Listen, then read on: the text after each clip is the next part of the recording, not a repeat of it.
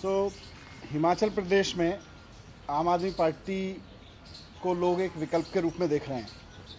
Bharatiya Janata party वहाँ पर दो तरह के नुकसान झेल रही है। एक तो कोई क्रेडिबिलिटी नहीं बची है लोगों के बीच में अब ये उम्मीद नहीं है कि भारतीय जनता पार्टी हिमाचल प्रदेश में कुछ करके दिखा सकेगी।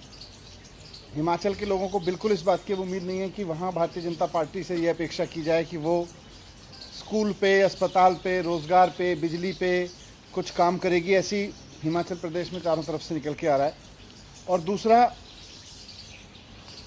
अब आम आदमी पार्टी की बढ़ती लोकप्रियता से घबरा के जिस तरह से बीजेपी अब बौखलाई हुई है, जिस तरह से छटपटा रही है और वो आम आदमी पार्टी के ऐसे लोगों को भी पार्टी में शामिल कर रही है जिनको पार्टी खुद निकालना चाह रही थी।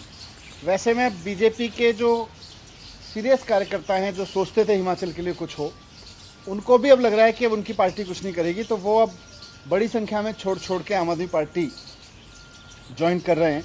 और भारतीय जनता पार्टी पूरी तरह से बिखर चुकी है। वहाँ पे हरमेल धीमान भारतीय जनता पार्टी के वहाँ 30 साल पुराने नेता हैं। उन्होंने भारतीय जनता पार्टी छोड़ के आम आदमी पार्टी ज्वाइन की है। उन्होंने, हरमेल धीमान जी ने राष्ट्रीय कार्यकारिणी में एससी विंग संभाला है, हिमाचल में भी संभाला है और राष्ट्रीय कार्यकारिणी में भी एससी विंग संभाला है। वो अपने डिस्ट्रिक्ट लेवल के, अलग अलग लेवल के, डिस्ट्रिक्ट लेवल के बहुत सारे 20 नेताओं के साथ आम आदमी पार्टी में शामिल हुए हैं। और अब 1000 नेता उनके अलग अलग ब्लॉक लेवल के और डिस्ट्रिक्ट लेवल के और भारतीय जनता पार्टी के शामिल होने जा रहे हैं, इस उम्मीद में कि भारतीय जनता पार्टी से अब उनको उम्मीद नहीं है कि हिमाचल के लिए वो कुछ करेगी। वहाँ पूरी तरह से बिखर गई है उनके पार्टी की उम्मीद, हिमाचल के लोगों की उम्मीद पूरी तरह से टूट गई हैं। 1000 लोग और वहाँ पे शामिल होंगे। और जिस तरह से पंजाब में और दिल्ली में स्कूल में, अस्पताल में काम हुआ है, बिजली पे काम हुआ है, वैसे ही सरकार बनाने के लिए अब हिमाचल के लोग और ये लोग जो अब और अलग अलग पार्टियां छोड़ के आ रहे हैं और ख़ास तौर से भारतीय जनता पार्टी से निराश होकर आ रहे हैं, सब मिलके एक नए हिमाचल की इबारत लिखना शुरू करेंगे।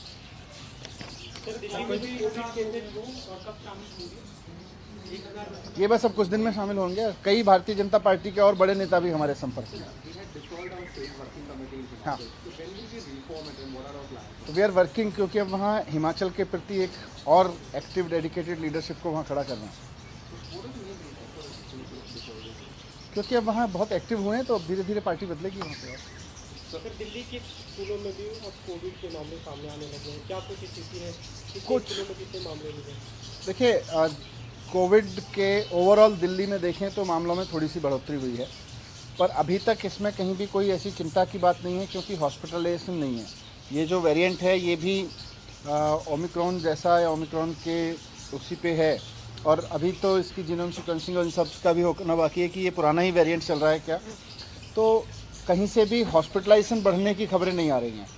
पर अब क्योंकि कोविड है और हम सब बार बार कहते हैं कि पिछले 2 साल के बाद अब हम सबको कोविड के साथ जीना सीख के आगे बढ़ना है, तो कहीं कोई ऐसी टेंशन की बात नहीं है। कुछ स्कूल से मैं लगातार नज़र रखे हुए हूँ, किसी भी स्कूल में कहीं एक भी केस आता है किसी टीचर या किसी एक बच्चे को, तो उस वक्त स्कूल भी हमको रिपोर्ट कर रहा है और हम भी स्कूल को जो भी दिशा निर्देश हैं इंडिविजुअली दे रहे हैं। मैंने अपने एजुकेशन डिपार्टमेंट के ऑफिसर्स को कहा है कि अभी 2-3 दिन की छुट्टियां हैं, इस बीच में केसेस पे नज़र रखते हुए एक जनरल गाइडलाइन नए हिसाब से बना के स्कूल्स के लिए जारी करें। तो कल तक हम एक गाइडलाइन भी जारी करेंगे। सर, अब तक किसी स्कूल में ऐसे मामले आए हैं? कितने केसेज आए? बहुत एकाध केस कहीं से आ रहे हैं, अभी तक कहीं इस तरह के ज़्यादा केस नहीं आए। कहीं किसी टीचर को हुआ है, कल भी एक स्कूल शायद ऐसा या 2 स्कूल ऐसे हैं जहां 1 या 2 बच्चों को हुए हैं। सर, कुछ प्राइवेट स्कूलों में फीस बढ़ोतरी को लेकर भी पेरेंट्स जो हैं वो लगातार प्रोटेस्ट कर रहे हैं, तो कह रहे हैं कि प्राइवेट स्कूल में मनमाने तरीके से फीस बढ़ा रहे हैं। देखिए, दिल्ली में हमने 2015 के बाद से प्राइवेट स्कूलों की फ़ीस बिल्कुल नहीं बढ़ने दी। यहाँ तक कि 2016-17 में जब बहुत सारे स्कूलों ने फ़ीस बढ़ाने की मांग की, तो हमने सबको कहा कि हम आपके खाते चेक करेंगे। हमने ऑडिट कराया सारे स्कूलों का, जिसके पास भी पैसा बैंक बैलेंस में, उनकी एफडीज़ में रखा हुआ था, उन्होंने फ़ीस का मोटा मोटा पैसा लेके रखा हुआ था, किसी को हमने फ़ीस बढ़ाने की इजाज़त नहीं दी। 2017, 17, 18, 18, 19, 19, 20 फिर दोनों कोविड के ईयर्स में किसी को इजाज़त नहीं दी। अब कुछ स्कूलों के जहां हमने पूरी चेकिंग करा के कि उनके पास अब कोई पैसा नहीं है और उनको पैसा थोड़ा बहुत बढ़ाना पड़ रहा है, तो उनको बहुत लिमिटेड, किसी को 2%, किसी को 3%, बट बहुत मतलब इक्का दुक्का स्कूल है। इसके अलावा अगर कोई स्कूल अपनी मनमर्जी से फीस बढ़ा ले रहा है तो उसके खिलाफ जैसे ही पेरेंट्स की शिकायत आती है हम पूरी उसकी जांच कराते हैं, उसका ऑडिट कराते हैं और उसके खिलाफ एक्शन भी लेते हैं। तो ये जो बच्चों में कोविड मिला है कि